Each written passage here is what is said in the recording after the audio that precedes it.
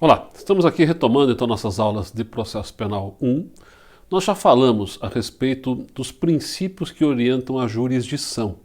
Vocês estão lembrados, né? Jurisdição como exercício de poder, uma série de princípios que se organizam no seu exercício, como o princípio da imparcialidade, não confundir com neutralidade, princípio da inércia, princípio do juiz natural, princípio da indelegabilidade, princípio da improrrogabilidade, da inafastabilidade da jurisdição, da indefectibilidade, né? Princípio da correlação, que faz com que o exercício do poder jurisdicional esteja dentro dos limites do fato imputado na petição inicial. Nós já tratamos de todos esses princípios em aulas muito apropriadas a esse respeito e eu recomendaria que vocês dessem uma revisada nesses princípios todos para relembrar os nortes de interpretação aqui das questões que envolvam o exercício do poder jurisdicional.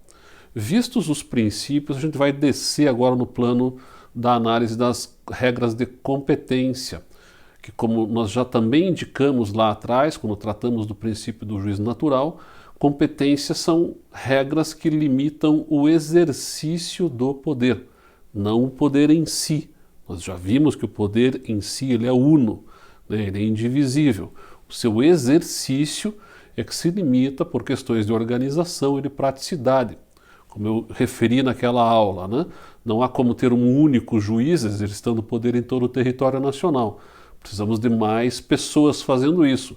Temos no Brasil algo aproximado em torno de 17 mil pessoas exercitando esse poder todos os dias.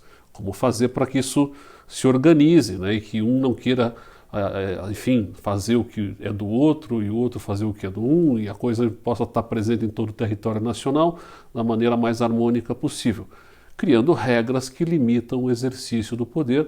A estas regras se dá o nome de competência. Então, competências são regras que limitam o exercício do poder por diferentes critérios. Essas regras são bastante extensas, previstas em diversos diplomas, tanto na Constituição Federal, quanto nas Constituições dos Estados, quanto no Código de Processo Penal, quanto em leis estaduais, em códigos estaduais de organização e divisão judiciária, quanto até mesmo em resoluções dos tribunais. Como é muita coisa, e com uma nomenclatura usada também pela doutrina, pela lei, enfim, não raras vezes é uma nomenclatura que faz confundir muito a tua cabeça. Eu vou começar traçando aqui um panorama de classificação do uso dessas nomenclaturas, para que você comece a se familiarizar e a entender que existem às vezes diferentes formas de tratar o mesmo assunto e que às vezes você está usando uma expressão e outro doutrinador está usando outra, mas na verdade estão ambos falando do mesmo tema. Então como é que isso é organizado no primeiro momento em termos de classificação? Uma grande divisão entre competência material lato sensu, em razão da causa, e depois a gente vai ver uma competência funcional em razão dos atos do processo. Essa grande classificação que denomina um conjunto de regras de competência material que está relacionado ao caso, ela se subdivide em três. E a primeira delas, curiosamente, vai levar a mesma nomenclatura, só que aqui no plano estrito, né? Competência chamada de ratione materiae, em latim, em razão da matéria, ou também conhecida como competência material stricto sensu, ou apenas competência material, ou competência pela natureza da infração. Então, uma das formas de você delimitar o exercício do poder é pelo tipo de crime que está sendo trabalhado. Eu posso dizer assim, ó, crimes de tráfico de drogas são de competência da, sei lá, 4ª vara criminal. Crimes de violência doméstica são de competência da 13ª vara criminal. Eu posso dividir competências pela matéria, pela natureza da infração, né, fazendo regras ratione materiae, em razão da matéria. Posso também estabelecer regras de competência em ratione personae. Tradução literal seria em razão da pessoa, mas não é exatamente em razão da pessoa, mas muito mais da função pública exercida por aquela pessoa. Também se denomina isso de competência funcional, stricto sensu, em razão da função, ou se chama também de foro por prerrogativa de função. A função pública dá à pessoa que ocupa a função a prerrogativa de ter um foro diferenciado. O processo começa nos tribunais. Isso também é chamado de foro privilegiado. Então veja que são 4 formas de denominar o mesmo assunto. Se eu falar de competência ratione persone, foro privilegiado, foro prerrogativa de função, competência funcional, eu estou falando do mesmo tema. Todas regras de competência que definem que determinadas funções públicas, por questões de política criminal, quem exerce estas funções e pratica delitos em razão delas, no exercício delas, deverá ser julgado originariamente por um tribunal e não pelo juiz de primeiro grau. E eu tenho também competência ratione loci, que em razão do lugar, numa tradução literal, também chamada de competência territorial ou competência pelo lugar da infração. De novo, são 3 formas de denominar o mesmo assunto: ratione loci, territorial ou pelo lugar da infração. Então, ratione materia, ratione persone, ratione loci. São classificações de uma grande definição de competência material em razão do caso, da causa, né? O segundo grande critério seria a competência funcional agora em razão dos atos processuais. Posso subdividir em fases do processo, objeto do juízo e graus de jurisdição. Posso estabelecer regras de competência, portanto, que limitem o exercício do poder jurisdicional para determinadas fases da persecução penal. Como a gente tem aqui, por exemplo, agora a definição que eu tenho um juiz só para a fase de investigação, que é o chamado juiz das garantias. Imagino que você já tenha ouvido falar, né? Juiz das garantias, que veio com o pacote anticrime. A regra está suspensa ainda na sua validade por uma decisão do ministro Fux, mas é bem provável que venha a ser introduzida definitivamente no ordenamento brasileiro. Faz com que eu tenha um juiz para a fase de investigação, atuando, né, para preservar as garantias do investigado até o momento do recebimento da denúncia. Aí entra depois um segundo juiz nessa segunda fase processual, que é a fase de um juiz de instrução e julgamento. Fará a produção probatória durante um processo já com contraditório, ao final da investigação, e julgará o caso. E eu tenho um terceiro juiz para a fase de execução da pena, que é o juiz da execução penal. Então eu posso dividir as competências em razão das fases do processo. Objeto do juízo. Eu posso ter uma mesma decisão exigindo a participação de mais de um órgão jurisdicional com diferentes competências entre eles, a depender do objeto que esteja sendo discutido naquele contexto decisório. Então, quem é que decide no júri sobre a matéria de fato? Se o réu atirou, se matou, não matou, se o motivo do crime era um, se era outro. Quem decide a respeito do fato são os jurados, né? Povo que é convocado para ser juiz no momento do júri. E quem que faz a fixação da pena em caso de condenação? Quem decide sobre o direito? É o juiz togado, é o juiz presidente, é o juiz de carreira. Então eu tenho uma mesma sentença exigindo a participação de mais de um órgão jurisdicional, um com competência para analisar a matéria fática, o jurado, conselho de sentença, outro com competência para organizar essa decisão a partir da constatação jurídica e fazer toda a fixação da pena, organizando o critério trifásico de fixação da pena em caso de condenação. Posso também subdividir as regras de competência pelos graus de jurisdição. E aí você tem competência originária e competência recursal. Eu passei aqui o que normalmente nós temos, né? Normalmente a competência originária é do juiz de primeiro grau. E esse juiz de primeiro grau pode decidir sobre quais matérias? Todas. Pode decidir sobre o fato, sobre a prova do fato, sobre a interpretação de leis federais e sobre a interpretação da Constituição. Na competência originária, eu tenho toda a possibilidade de decidir. Posso dizer se o sujeito entrou ou não entrou na casa, se a prova, se a testemunha A é melhor que a testemunha B, se o documento C é capaz de demonstrar a existência ou não de alguma coisa, interpretar leis federais e a Constituição. Competência recursal de segundo grau. Tribunal de Justiça nos estados, tribunais regionais federais no âmbito da União. podem decidir de novo sobre tudo, sobre o fato, sobre a prova, sobre a interpretação de leis federais e sobre a Constituição. Tem o poder de revisar integralmente a decisão do juiz de primeiro grau.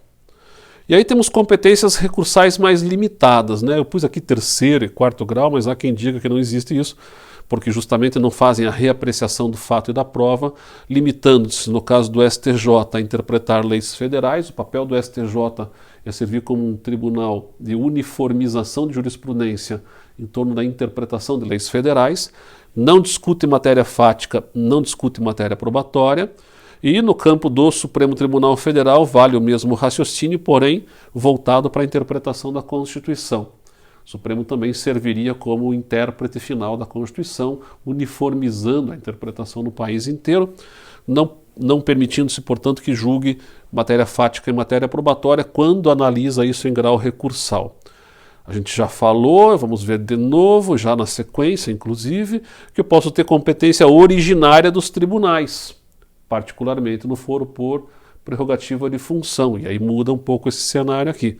Mas é possível, então, subdividir a competência a partir de graus de jurisdição, delimitando as matérias e a possibilidade de apreciação do fato e da prova, certo? Então, esse é um panorama classificatório.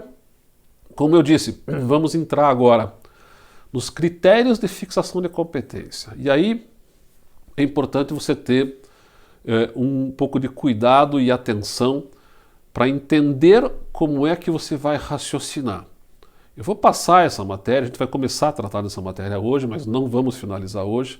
A gente vai seguir algumas aulas aí tratando de matéria de competência, tá? O que a gente vai começar a fazer é tentar organizar na tua cabeça.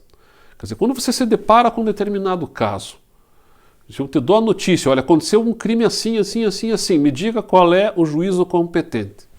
Bom, você vai ter que olhar para a situação concreta, verificar tudo que tem ao seu entorno e estabelecer um raciocínio que vai eliminando situações até que você defina a competência de um determinado juízo. Existe uma espécie de um passo a passo, né, de como fazer isso, que melhor organiza na tua cabeça, e é o que nós vamos tentar fazer a partir de agora. Vamos começar dando o nosso primeiro passo nessa questão, que é analisar justamente o foro por prerrogativa de função. Então a primeira coisa que você vai fazer quando estiver diante de um problema, de um caso concreto para definir a competência, é verificar se não tem alguém envolvido na prática daquele delito, como autor, coautor ou partícipe, que exerça alguma função pública que dê ao sujeito que ocupa esta função a prerrogativa de ser julgado originariamente por algum tribunal. Onde é que está prevista a definição dessas funções que dão às pessoas que titularizam estas funções a prerrogativa de serem julgadas nos tribunais? A matéria hoje está toda constitucionalizada. Ou está na Constituição Federal, ou está numa Constituição Estadual. Nós até temos algum regramento no plano infraconstitucional, mas não tem aplicação prática. A matéria é constitucional. Da Constituição de 88 para cá, pelo menos, tem sido assim. E a gente vai começar analisando, então, a partir da Constituição Federal, a partir do que define o artigo 102, que trata da competência do Supremo Tribunal Federal. Então, diz o artigo 102 da Constituição: compete ao Supremo Tribunal Federal, precipuamente a guarda da Constituição, cabendo-lhe, inciso 1º, processar e julgar originariamente. Olha aqui, competência originária do Supremo significa dizer o processo começa lá, tem origem lá. Não começa no juiz de primeiro grau, começa direto no Supremo. Então, quando é que um processo criminal começará direto no Supremo Tribunal Federal? Inciso 1º, letra B do artigo 102 da Constituição. Nas infrações penais comuns, quando o crime for praticado pelo presidente da República, pelo vice-presidente, pelos membros do Congresso Nacional, seus próprios ministros e o Procurador-Geral da República. Então, se algum destes que ocupam estas funções públicas praticar um delito, presta atenção, desculpe, aqui a situação do sujeito como autor, coautor ou partícipe, como eu falei agora há pouco. Se ele for vítima de um crime, começa no Supremo? Não. Professor, mas e o inquérito das fake news, como é que está lá no Supremo? Deixa o inquérito das fake news um pouco de lado, realmente ele não tem muita explicação do porquê que está lá, a não ser a vontade pessoal dos ministros, não tem muito para onde recorrer, eles são a última instância, então estão de fato extrapolando um pouco tecnicamente ali.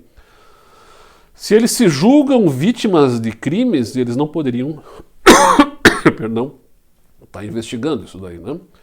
E não tem prerrogativa de foro se eles são vítimas, só se eles fossem autores do delito. Muito bem.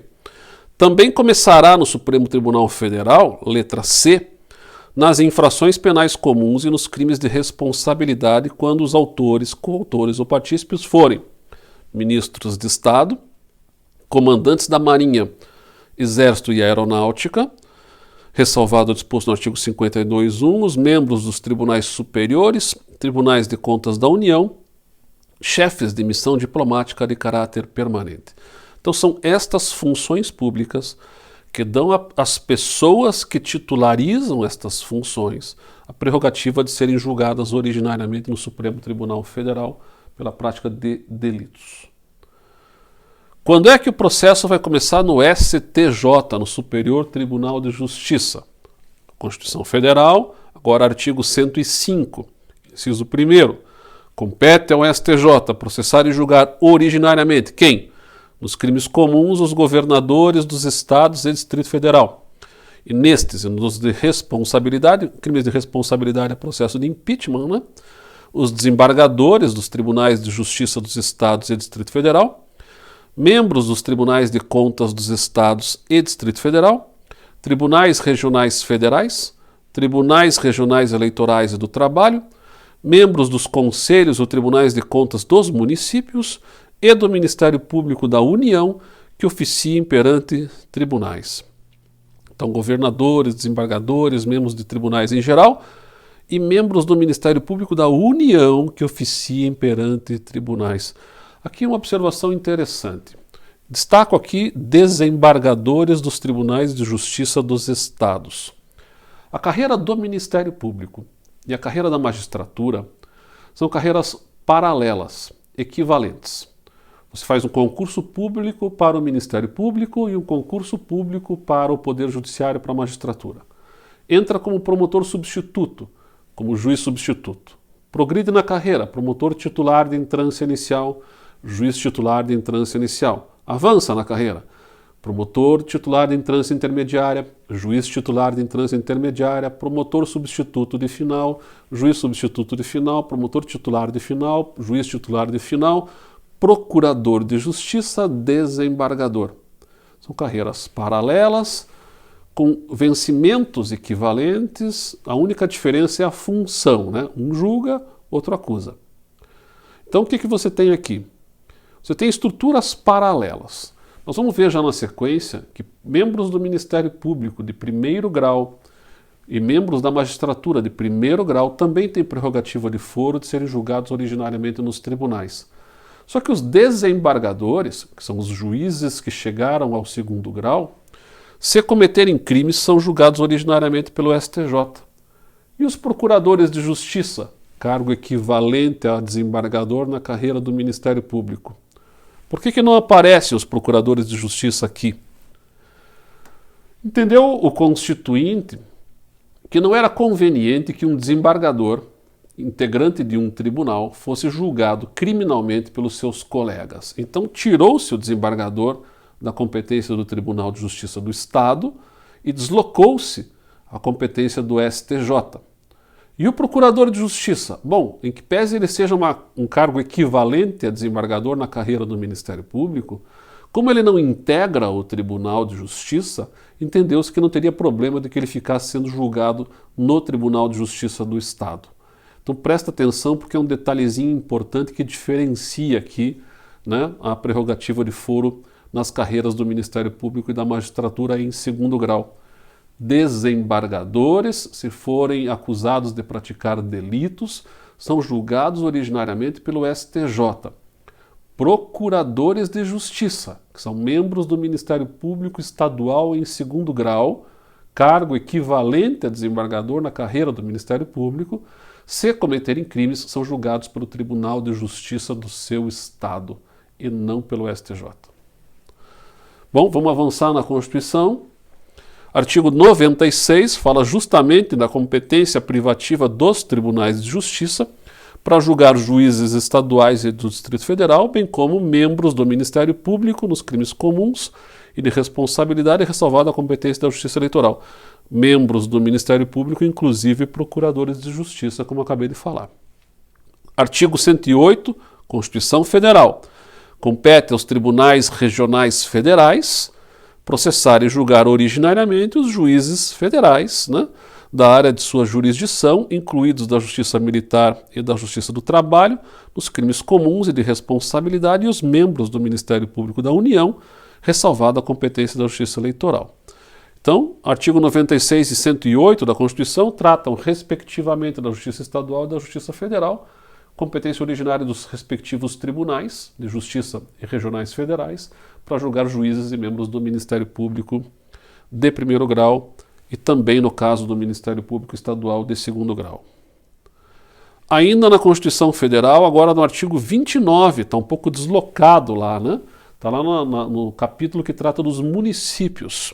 Fala então especificamente do município, dizendo que o município reger-se-á por lei orgânica, votado em 2 turnos com interstício mínimo de 10 dias e aprovado por 2/3 de membros da Câmara Municipal, que a promulga atendidos os princípios estabelecidos nesta Constituição, na Constituição do respectivo Estado, e os seguintes preceitos, inciso 10, o julgamento do prefeito perante o Tribunal de Justiça. Então, prefeitos, se cometerem delitos, também têm a prerrogativa de serem julgados originariamente pelo Tribunal de Justiça do seu Estado. Certo? Constituição Federal, artigo 29, inciso 10. A gente avança agora para tratar das constituições estaduais. Evidente que eu não vou tratar de todas as constituições estaduais, não teria sentido fazer isso, né? Eu perderia muito tempo, ficaria aqui cansando os senhores. A gente vai tratar especificamente na Constituição do Estado do Paraná. Caso você esteja noutro estado da federação, eu recomendo que consulte a Constituição do respectivo estado. Aqui no Paraná nós temos o que nós temos de diferente no estado do Paraná, porque é importante entender isso.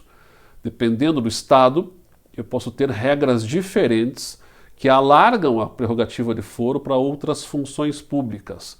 No Paraná isso acontece. No artigo 101 da Constituição do Estado do Paraná, nós temos a competência privativa do Tribunal de Justiça, inciso 7º, para processar e julgar originariamente, letra A, nos crimes comuns e de responsabilidade dos deputados estaduais, juízes de direito, juízes substitutos, secretários de Estado, membros do Ministério Público, prefeitos municipais, ressalvada a competência da Justiça Eleitoral e nos crimes comuns o vice-governador do Estado. Então presta atenção que tem de diferente aqui deputados estaduais, secretários de Estado e o vice-governador. Membros do Ministério Público, juízes, prefeitos, está na Constituição Federal também. Ah, deputado estadual não está na Constituição Federal? Até tem o que a gente chama de princípio da simetria de tratamento. A gente vai voltar a falar disso numa aula mais para frente. Os deputados estaduais costumam ter uma simetria de tratamento com os deputados federais, mas aqui com competência para o Tribunal de Justiça do seu estado julgá-lo nos crimes que praticarem. Alguns estados prevêem como prerrogativa de foro para vereadores, para delegados de polícia, por exemplo. Não é o caso do Paraná. Vereador no estado do Paraná, se cometer crime, é julgado no juiz de primeiro grau. Delegado de polícia, se cometer crime, julgado no juiz de primeiro grau. Então, a prerrogativa de foro aqui ela é limitada pelo texto constitucional de cada estado, certo? Bom, com isso a gente fez esse panorama introdutório aqui, esse primeiro olhar que você tem que ter, de verificar se no caso concreto tem alguém ali como autor, coautor ou partícipe exercendo alguma destas funções. A gente vai ver que tem ainda algumas questões importantes para serem compreendidas nessa análise, particularmente no que diz respeito a ex-autoridades, se elas mantêm ou não mantêm a prerrogativa de foro, e ao limite que o Supremo Tribunal Federal deu para alcance das competências originárias dos tribunais. Esse tema a gente vai tratar no nosso próximo encontro. Vamos devagar para ir assimilando aqui essa matéria, porque é uma matéria que, se você não for paulatinamente compreendendo e assimilando, chega num ponto que você já se perde completamente e não entende mais nada. Eu sei que é uma matéria um tanto quanto árida, né? Ela não tem assim muito aprofundamento teórico, né? Mas é importante que você vá organizando na tua cabeça. É uma matéria que é muito cobrada em exame da ordem, em concursos públicos, então nem se fala. Dependendo do concurso, é campeão absoluto de cobrança, justamente porque é muita coisa. Então vamos devagar para você ir assimilando.